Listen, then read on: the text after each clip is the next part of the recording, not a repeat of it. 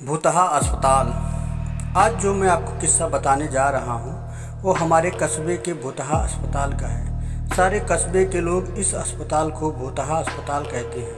इस अस्पताल का असली नाम विक्टोरिया अस्पताल है। इस अस्पताल को आज से करीब 100 साल पहले अंग्रेज़ों ने बनवाया था।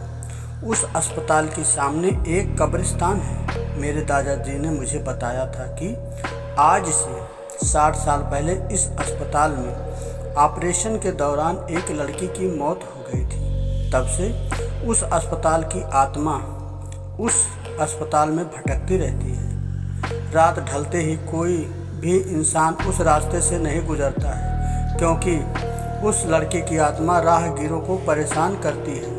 हालांकि मैं दादाजी की बताई पुरानी भूतहा कहानियों में बहुत ज़्यादा विश्वास नहीं करता था। एक रात मैं अपने दोस्तों अंकित और राजू के साथ रात को बाइक पर घूम रहा था। तभी मेरे एक दोस्त ने मुझे विक्टोरिया अस्पताल वाले रास्ते से चलने को कहा। हम में से कोई भी ज़्यादा भूत प्रेतों पर विश्वास नहीं करते थे और हमने उस रास्ते से जाने का पक्का किया। उस समय रात के 10 बज चुके थे। हम तीनों ने ये बात अपने परिवार वालों को नहीं बताने का वादा किया और उस रास्ते पर निकल पड़े। जैसे ही हम उस रास्ते से निकले, रास्ते पर रेत होने की वजह से हमारी बाइक फिसल गई और हम तीनों धड़ाम से बाइक से दूर गिर गए। गनीमत थी कि हम लोगों को कोई चोट नहीं आई थी। बाइक चला रहे थे। मेरे दोस्त अंकित ने बोला कि उसका बैलेंस तो बराबर था, फिर ये बाइक कैसे फिसल गई। हालांकि वो थोड़ा डर गया था, तो मेरे दूसरे मित्र राजू ने बाइक चलाने को कहा। अब राजू बाइक चला रहा था। हम 1 किलोमीटर ही चले थे कि अचानक हमारी गाड़ी का टायर पंचर हो गया और गाड़ी की स्पीड तेज होने से गाड़ी इस बार पिछली बार से भी दूर तक फिसलती चली गई। इस बार हमें कोहनियों और घुटनों पर थोड़ी चोट आई थी। अंकित फिर से बोला कि इस जगह में ज़रूर कोई गड़बड़ है। हम लोग वापस उल्टे चलते हैं, लेकिन मैंने और राजू ने उसकी बात नहीं मानी और बाइक उठाकर पैदल चलना शुरू कर दिया। हम थोड़ी दूर ही चले थे कि अचानक किसी लड़की के चीखने की आवाज़ें सुनाई दी। ये सुनकर हम रुक गए और अंकित बोला, यार तुम लोगों को चीखने की आवाज़ सुनाई दी क्या?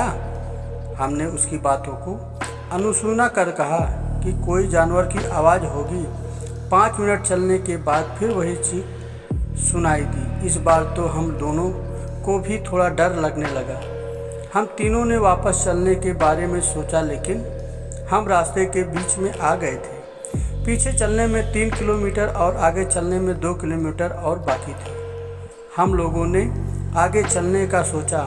थोड़ा आगे चलने पर हमें बरगद के पेड़ के नीचे एक औरत दिखाई दी। इतनी रात को अकेली औरत को देखकर हमारे तो रोंगटे खड़े हो गए। हम लोगों ने पीछे मुड़ने का सोचा, तभी वो बुढ़िया औरत चिल्लाई, बेटा रुको, मुझे हाईवे तक रास्ता बता दो। हमने पूछा कि इतनी रात को आप इस रास्ते से कैसे निकल रही हो? तो उस बुढ़िया ने कहा कि मैं पड़ोस के गांव की रहने वाली और मेरे पास पैसे नहीं हैं, इसलिए पैदल ही निकल पड़ी। हाईवे के उस पार मेरा गांव है। हमने उस बुढ़िया की बात का विश्वास कर लिया और आगे निकल पड़े। रास्ते में वो बुढ़िया हमसे हमारी सारी बातें पूछने लगी। बुढ़िया हम तीनों के पीछे चल रही थी। हम तीनों दोस्त अपनी अपनी बात कर रहे थे। तभी राजू बोला कि लो माजी, आपका रास्ता आ गया। और वो जैसे पीछे मुड़ा तो वहाँ कोई नहीं था। हम तीनों की तो सिट्टी पिट्टी गुल हो गई। हम बाइक को धक्का मारते हुए जोर जोर से भागने लगे। भागते भागते अंकित ठोकर खाकर गिर गया और हमें जोर से चीखें सुनाई दी। हमने भी बाइक को वहीं पटक कर अंकित को साथ लेकर दौड़ने लगे और अस्पताल के पास कब्रिस्तान तक पहुँच गए। ये सब घटित होते 12 बज चुके थे। हम पसीने से तरबतर हो गए और कब्रिस्तान पार कर एक मंदिर में रुक गए, क्योंकि अगर बिना बाइक के घर जाते तो जूते पड़ते, इसलिए उस रात मंदिर में ही रुक गए और सुबह होते ही बाइक लेकर अपने अपने घर आ गए और घर वालों को दोस्त के यहाँ रुकने का बहाना बना दिया। उस रात के बाद हम उस रास्ते से कभी नहीं गए। मुझे आज भी सपनों में भूतिया बुढ़िया और चीखने की आवाज़ें आती हैं। दोस्तों, आपको हॉरर स्टोरी कैसी लगी? आशा करता हूँ कि आपको यह कहानी बहुत पसंद आई होगी।